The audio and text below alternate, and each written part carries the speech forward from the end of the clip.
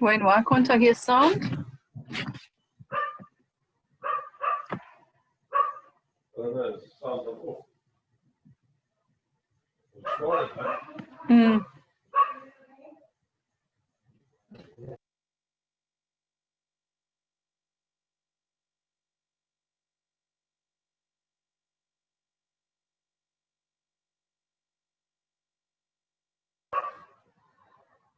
Sorry.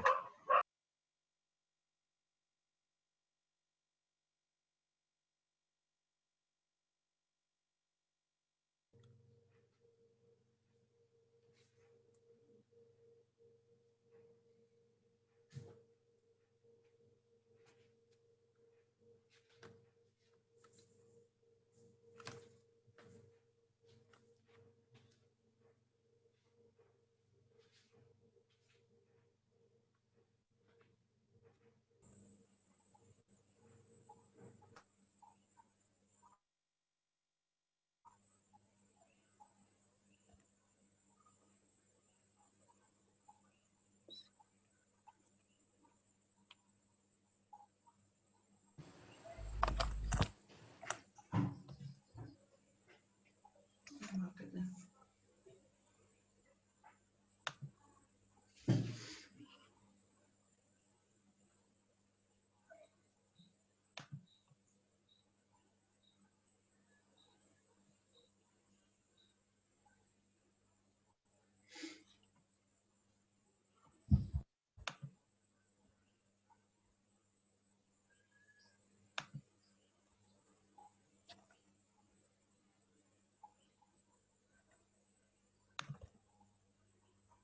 Shall I ask if they can hear us? Yeah.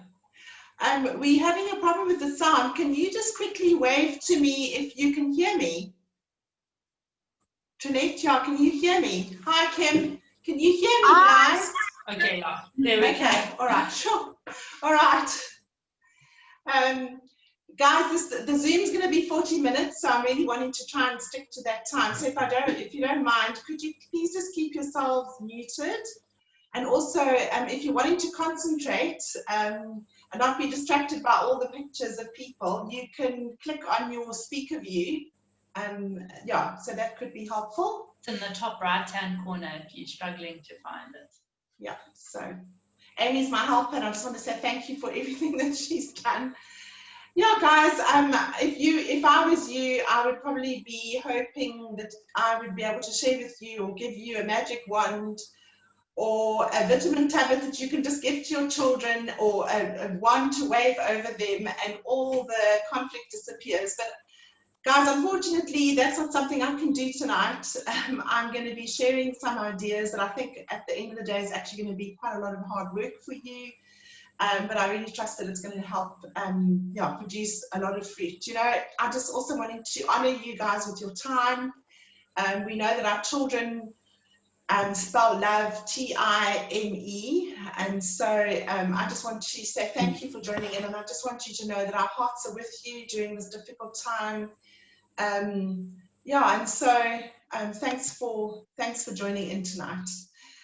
I just wanted to introduce myself for those that don't know us. I'm Viv Campbell, and I'm married to Nick, who for now going on about close to 39 years. I can't believe 39 years. A great guy, love him to bits. And somehow I'm not too sure if we survived or our 4 children survived, but we've had 4 beautiful children with their spouses. I just love them. I just love them. Our kids are our very best friends, and so that's who we are. And I've got 8 grandchildren, and all 16 of us, except for Paul and Amy, were in our house over Christmas. So I know one of Laura's friends commented and said, this talk was as a result of what went down in the Campbell household over Christmas. But anyway, just to say, girls, be set free, walk free. This has got nothing to do with what happened in December. Just also to say that Nick is a pastor of Southern Gateway Church here in Knysna, and it's an incredible privilege to lead alongside of him, and especially during this time. So that's who we are. So if I can just maybe kick off, conflict is inevitable. We cannot eliminate it. But the good news that I have to share with you tonight is conflict resolved correctly actually produces intimacy. And this talk I'm giving tonight is actually as a result of 2 of my grandchildren. We had an incident the other day, but they've said to me, Nana, please do not mention our names. So I'm going to be talking about my 2 grandchildren that have no names. But anyway, so it was a particularly bad day. I think it was the day maybe that they'd heard that there was no school again opening for a while, and it was just a bickering, and there was no peace, and it just went on, and eventually I said, guys, can I help you out here? And so I said, would you like me to help you with this conflict resolution? And they said yes. I was actually quite surprised, and so we came inside and I sat down and we went through what I'm going to be sharing with you, and honestly the result, the fruit of it was absolutely amazing.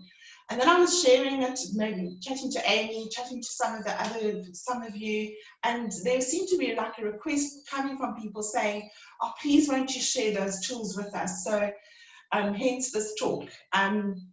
Anyway, conflict resolution is actually an incredible valuable tool for life.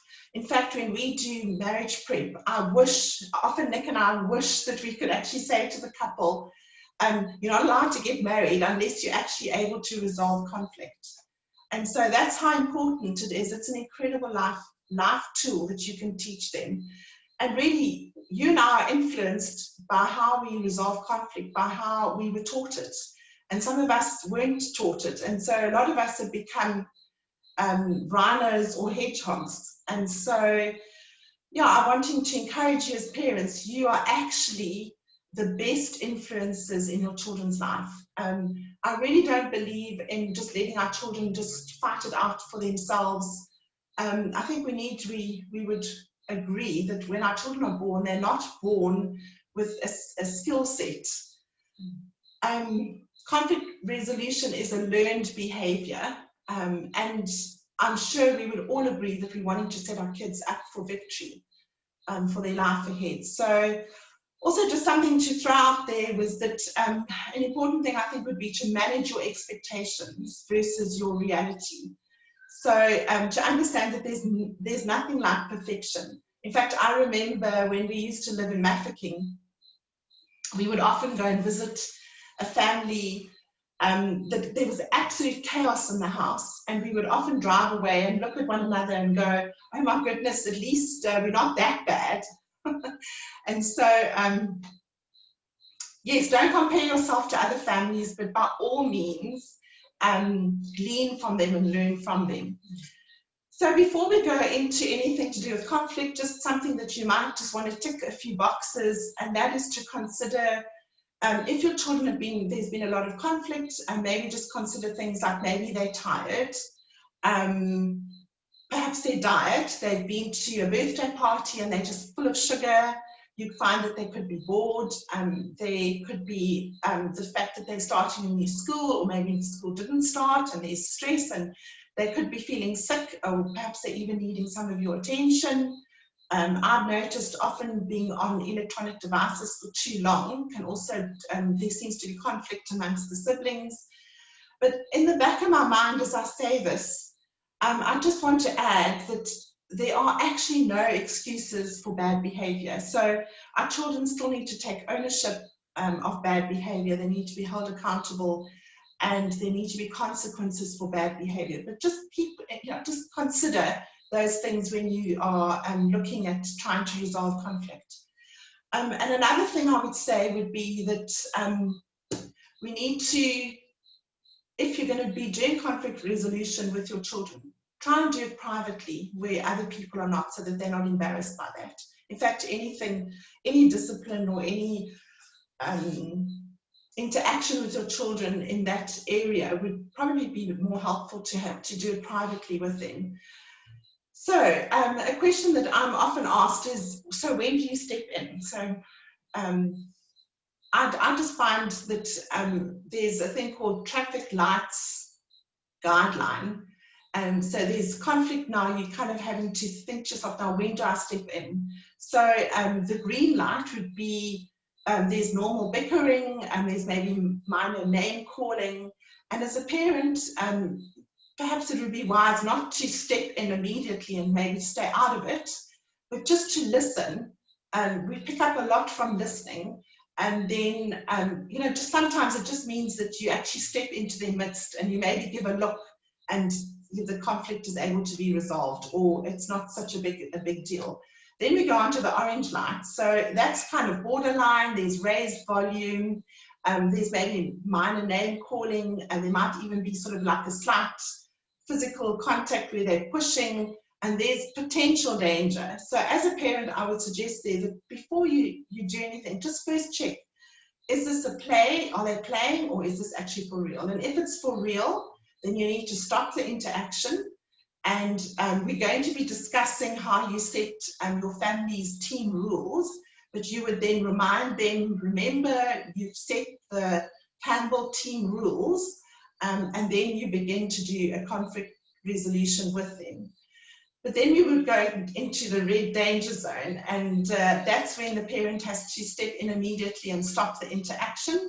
I would suggest that if there's blood or broken bones or whatever, that you first attend to the injured child, and really try your very best to just bring a calm situation, which actually means that you need to remain calm. And sometimes it means that you need to send the children, after you've dealt with the injury, you need to put the children, separate them, and then you actually go for a walk. Or otherwise, what you could do, which I would suggest with the children as well, is that you, once you've seen to the injured child, hopefully there isn't an injury, but in order to help the children to calm down, you need to breathe. So you help them to breathe through their heightened big emotion. And often I found that actually I needed to do the breathing as much as they needed, because you're now really upset about what's gone on. So you just take a couple of deep breaths with them, and then you're going to remind them again of the Campbell team rules. And the next step for me would be that you need to read the situation, because you're wanting to impose consequences if they've been disobedient, but you also want to resolve conflict. So I would say you need to read the situation well and decide which one goes first. So either you're going to impose consequences, or and then resolve conflict, or you do it the other way around. I would just suggest with smaller children not to delay, because their memory is much shorter. And so that thing of wait till dad gets home, or when you feel like it's you're in a better mood for it or whatever, I would just encourage you to actually deal with it as quickly as possible. So, so now you're wanting to initiate this new way in the family, which has never been done before. So you're probably going to have a little bit of like from the kids, like, what are you on about? So I would try and actually keep it as light as possible. And just keep in mind as well that it needs to be age appropriate. So also your length of time whenever you resolve conflict. I believe that we have a short time and short accounts. Keep a short time and keep short accounts. We don't want this to be sort of like a process that just goes on, and you lose concentration and you don't get any buy-in from the children. So I would suggest that you gather together and you set a vision as a family. But before this happens, I think as a husband and wife, as the parents, you actually get together beforehand so that you can come up with a plan of action or some guidelines already. Not that you're going to impose it on the children, because you want them to be included in the decision making, but that at least you, the mom and dad, have had a conversation before and you come in unity. There's nothing like them arguing about stuff like this. So have a discussion beforehand. And then you wanted to explain the why. So the why is answered by because we have a vision. And, perhaps your vision could be that we want peace in the home. So let's not make it like 10 different things. Let's just try to the best of your ability, I'm going to give you some examples or some ideas. But say, for instance, it's to bring peace into the home. You would then discuss now, what as a family, what can our vision be? And then answer it's so important today for children that they understand why. Why do we need a vision? And why would we want this? A suggestion that I would give is to answer the why and to get a vision is to go and study Joseph in the Bible in Genesis 37 onwards. He was really done out by his brothers big time, and at the end of the story you have him being reconciled and forgiveness given and received, and the family then moving to the inheritance as a united family, which is really, as I look at all these beautiful faces and families that you represent, that's my heart for you, is that during this time where the world is completely turned upside down, that your children have an inheritance, and as a family you can stay united. Hence us actually doing this for you. So you'd have things like, we want to work together, we want to be kind to one another, we want to have forgiveness, and there needs to be love. So you would discuss what is our vision. And then you would want to go over to the how. So how do we do this as a family? We've got the vision, now we want to talk about the how. And the how would be your values, or as I referred to previously, your Campbell team rules, which is really how do we treat one another within this conflict resolution. This is how we're going to be treating one another. So I think a great analogy would be to use like a soccer team or whatever sport your children might enjoy. A team, to play in a team, there are incredible lessons that one can learn and draw from. So I would say use the analogy of a team and to discuss with your children, now how do you think we score the goal? Do we just walk off when we're upset, or do we talk about it, and things like that. So you would maybe have a value of, we're not going to be name calling, we're not going to be shouting at one another, we're not going to insult one another, and we're not going to interrupt. When somebody's talking, we're not going to interrupt. So I don't want to, I think that's something that even you could Google, you can maybe discuss with your friends and come up with your values. So that's your vision is the why, and your values is the how. And I would suggest that you actually, as a family, once that is all done, if they're older, they can be writing it down themselves, but together you write down your vision and your values, and it's put up in a special place in the house so that you can refer to it. I just think that would be very helpful. If your children, obviously, the younger, when they're younger, they won't be able to read. So I would suggest you just go onto the internet, get some pictures that would represent what the values are. When we do this, we send an incredibly important message to our children, and that message is that we as parents and as siblings, we value you. As an individual, we value you, and you are of great worth to us. So when this kind of thing happens, that's, I think, the message. I think it's a powerful message that we need to send out, and our children then feel validated, and they get given a safe environment with empathetic listening to be able to voice their feelings and their concerns and their thoughts. And also, in the days of, outside of your conflict resolution, you can be referring to, just remember that's the Campbell team values, and you can reference that again. So I think in all of this, I think humor and fun is a very important part, because as I said earlier on, we're wanting our children to buy in, and they're not going to want to buy in if it's boring and long. And so I would just suggest that that you try and bring humor in, and I think that's something that you guys are going to have to try and bring in your own environment and work with one another. I think there are two things in this process that we're going to be discussing, two opportunities for the children to decide what to do. So the first thing would be that you're needing to hold something, they need to hold something when they talk. So I kind of thought of a hammer, and then we thought, no, maybe that's probably not a good idea. And I remember having a red boxing glove, maybe that's not a good idea. So I came up with an idea when we're going to do a role play just now of a stick of glue, because we want them to stay united together. But anyway, you get them to decide what is it that I'm going to hold when I talk. And then the other thing was that we need a word for conflict resolution. So when you're wanting to stop, calm everybody down and go into a conflict resolution, I would suggest that instead of using the word, it's a little boring, it's a bit, I just thought try and bring in a funny word. So I had a chat to our daughter Lara, and her children love to watch Paw Patrol. And so when I was discussing, saying, Lara, give me an idea, she said, you know, Paw Patrol, when there's a problem, they actually go back to the headquarters and they find out a solution.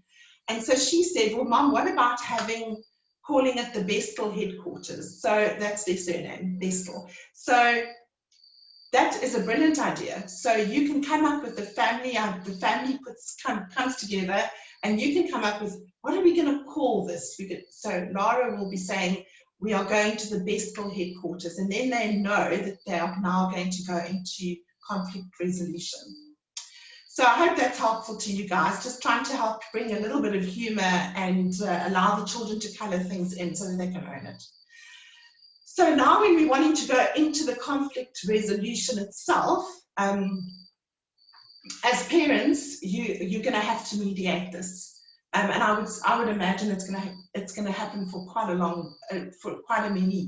few years. You're going to have to be the referee, and you're going to be teaching and training with the tools that I'm giving you now, and we're going to discuss, to eventually that they can actually do it for themselves. And I trust that you're actually able to then take it into life, into their friendships, and into their workplace, into wherever they find themselves. I know with Nick and I, this is how we resolve conflict. And if we don't do it this way, guys, it just seems to go pear-shaped. But if we manage to stick to it, it's incredible how at the end of the day, we actually come out. There's like an intimacy. I can't explain it, but I saw it with these two grandchildren with no names. Just the fruit of it was incredible. So if I can just launch off into that. So you would enter a room quietly, not shouting and screaming, because you know what, if you lose it, the whole team loses it. So you go in quietly and you observe, because there's often a history to conflict. I would, if I were you, and I remember doing this a lot, I would just quietly in my heart just pray, God, give me wisdom to deal. I receive your wisdom. And then I would go to the traffic lights, guidelines, I would check out what is happening, and then I would try and bring calm, and I would take action and handle things very firmly. Parents, God has given you the ordained role of being the authority in the home, and I'm wanting to encourage you to step into that role with confidence. And shouting is not confidence. Being a bully is not confidence. I'm just saying firmly take action and go into it with faith. God, I'm trusting you to help me now. And then you can describe what you see. So our conflict resolution today is going to be the fact that the rabbits needed to be fed, and they're arguing about who should feed the rabbits. So you would go in and you'd say, okay, guys, Campbell's, we need a plan. So let's go to Campbell headquarters. So they would know this is now what we're talking about. We're going into conflict resolution. And then you would need to choose who's going to talk first. So that's like a World War III situation anyway. So I would maybe suggest that you do rock, paper, scissors, okay? And the person that wins gets given the glue stick. And then our role play is going to be Amy today. So Amy will hold the glue stick. And whoever's holding the object, they are the only ones that are allowed to speak.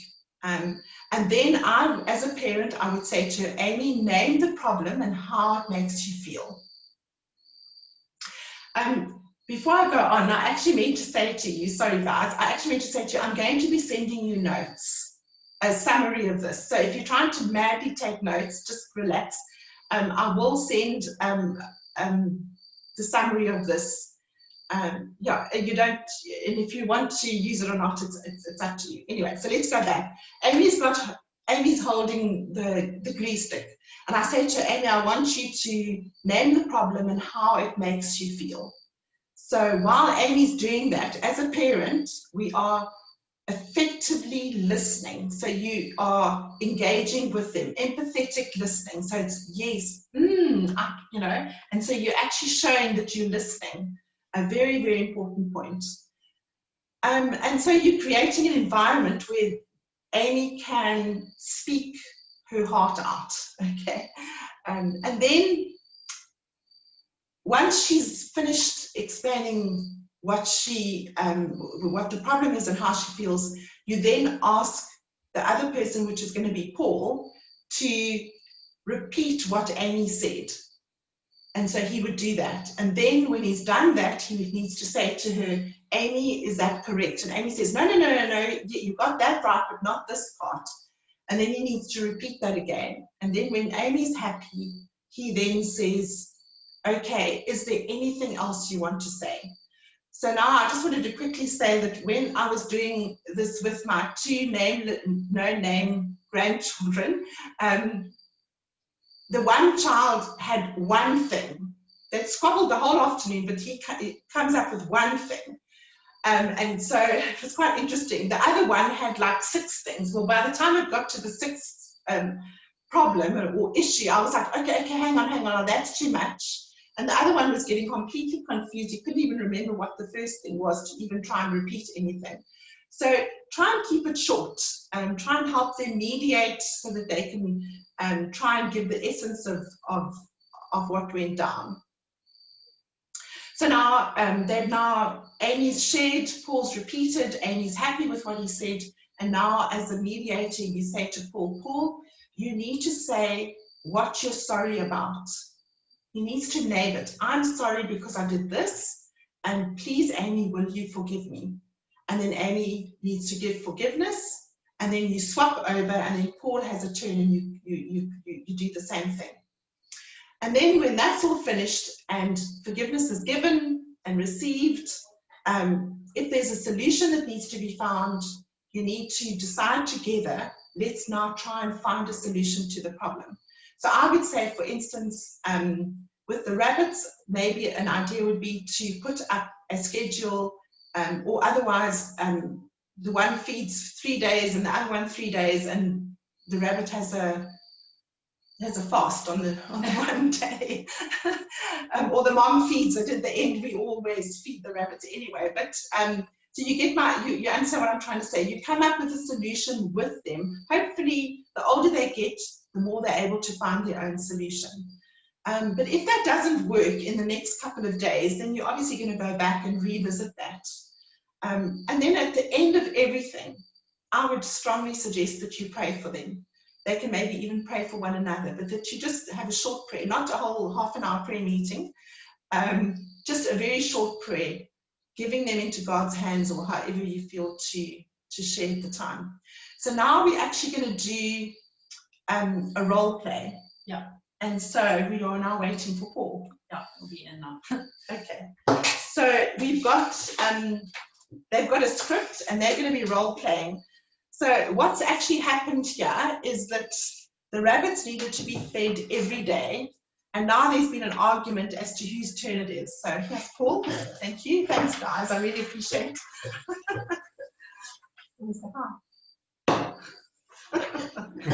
All right. So there's this huge conflict. The rabbits, nobody knows who's going to be feeding the rabbits, and guys. So I step into the situation. I look at the traffic lights, indicators and guidelines, and I come in and I say, okay, I see 2 very upset children and one very hungry rabbit that hasn't been fed. So let's just remain calm, let's breathe. I need to breathe as well, so let's all breathe. Okay, let's just remain calm and let's go to the Campbell headquarters. But now we've got to choose who is going to talk first. So can we do your what's it called? Rock, paper, scissors. Yeah. Rock, paper, scissors. Okay. Ching, chong, cha. Okay. Amy gets it. So Amy takes the stick that they've decided that they would hold, and I'm going to say to Amy, Amy, now would you please explain to Paul what the problem is and how it made you feel? I fed Fluffy the rabbit yesterday, so today is not my turn. But when I told Paul, he shouted at me and called me a poo-poo head, and that makes my heart really sad, and I get very cross.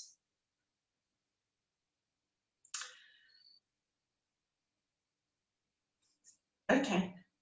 Amy, I can see that you're really cross. But Mom, she's so bossy. Paul, you don't have the glue stick in your hands. You need to listen so that you can repeat what Amy says. Be patient, your turn is coming. Okay, Paul, you need to repeat what Amy said and then ask her if that is correct and if she wants to say anything more. Okay. You said that you fed Fluffy yesterday and that it's my turn. Sorry, what were the other things that you said, Amy? That you call me a poo-poo head, Oh, yeah. and it makes my heart sad, and I get cross, and I just want to hit you. No hitting, Amy. That's one of our Campbell rules, remember? And remember, one of the rules was that you're not allowed to shout, Paul. Oh, sorry. Okay. You said that I called you a poo-poo head, which I did. I know. And that you get cross and it makes your heart sad. Is there anything? Is there anything else you want to say? No. Okay, thank you, Paul and Amy. Thank you for remaining calm. Thank you for sharing what you felt, Amy, and thank you, Paul, that you repeated it back so well. Now, Paul, I want you to name the reason you need to be forgiven and ask Amy to forgive you. Amy? I'm sorry for calling you a poo-poo head and for shouting at you and making you feel sad and angry. But do you really feel sorry? Amy, you must hear what Paul is saying. Forgiveness given helps to set you free. Okay then. Paul, I forgive you. And now it's Paul's turn. Okay, so thank you very much, you guys. And so Paul now has a turn. I hope that's helpful. It sounded a little bit silly, but I just thought it would be good to be able to do a role play. Can I see what the time's on? And so, yep, that's what my tool is to give to you. That is what I did with my 2 grandchildren with no names, and I saw the most incredible fruit come out of it. There was a peace that settled. I couldn't believe my eyes. It was absolutely amazing. And they spent the rest of the day playing really nicely. And I just feel that I think so much had to do with the fact that they felt validated and heard and listened to. And so that is a tool from my side. It's not the only tool for conflict resolution. It certainly isn't, but it's just, even if it just gets you thinking, gets you talking, speak to one another, speak to your spouse, speak to your friends, and in a sense, get the discussion going in terms of we really wanting to help give our children tools in order to be able to resolve conflict. So I'm also just wanting to encourage you parents, even your best efforts could fail, but I'm wanting to say, please persevere through this, and you'll see that you will reap the fruit. Often through this, you can actually keep your ears and your eyes open afterwards to situations. You get to know your children more, you get to understand what they're feeling, what's going on in their hearts. And I just think that it gives you a lot of tools, even in order to cope with other things. You might just find that they're actually sad or whatever. So also, I think that when you, during the rest of your day or in the days to come, when you see that they actually follow through with resolutions, praise them and recognize that. We don't just want to praise our children for doing well at something. We want to praise them when you see a character that you've been speaking about particularly being displayed, something that is a good characteristic. So I also just wanting to add that I think a wonderful thing to do with your children is to actually play physical games. For instance, rough and tumble, duck, duck, goose. I know that's the Harolf's favorite family game. But a physical game often presents an opportunity for you to reinforce whatever has been going down, especially when it comes to conflict, and especially with your boys. But don't leave the girls out. Girls thoroughly enjoy rough and tumble with their dad, or whatever physical game it would be. I would also, it's at the end of the day, we're needing to train, and when you think they've got it, then there's more training. So parents, it does take an effort. But you know what? You're going to have conflict anyway, and there's going to be a lot of time taken up with conflict in your family. So I would suggest that you rather take that time to actually do something constructive. A very big highlight is consistency. You know, when you're consistent as a parent, it actually makes your children feel secure. If you're flopping around one day this, one day another, your children, if you've discussed how a team in sport plays, there cannot be inconsistency. It just produces chaos. And so I would suggest that you strongly urge, actually, that you remain consistent. There's a verse in the Bible that sometimes I don't want to read, but it says, don't grow weary in doing good, for in due season you will reap if you do not give up or you do not faint. And that is so true when it comes to teaching your children life skills, of which conflict resolution could be one of them. And I'm wanting to say that what I've shared with you tonight is, please go and make it your own. I'm wanting you to make it your own. Just before I end off, I just wanted to say a couple of things that I think would help the family during this time would be helping your children to develop good friendships with their siblings, so that they can become best friends.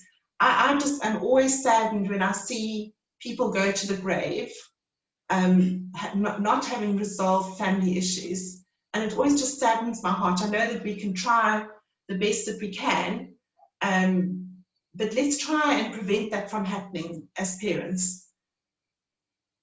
I think one of the things that helps our children to develop good friendships amongst their siblings is that we need to be really careful of fostering competition, where you try and set one up against the other and you're comparing them. I think that would be very unhelpful in order to develop friendships.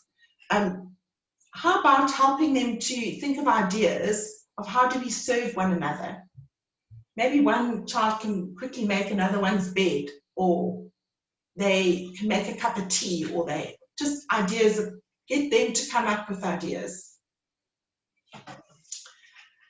And then also maybe think of how to pray for one another. That could be something else. And then you can have dining room table moments. What is it? 1 minute left. Have we got 1 minute left? Oh, sorry, I didn't realize. Okay. Okay, so I'm going to put some of these, the rest of the ideas on a WhatsApp, and I'm going to send it to you, but I would really like to pray before we end. So I hope that this has been really helpful to you, and let's pray. Father, I just thank you for these parents. I thank you for the time that they've taken. Father, I pray that you would give them wisdom to know how to teach their children to resolve conflict well. We pray this in Jesus' name. Amen. Okay, guys, amazing to have you with me. I trust that it's helpful. I trust that you take this tool. It's not just a good idea, but that you're able to actually use it. And so, yeah, sending lots and lots of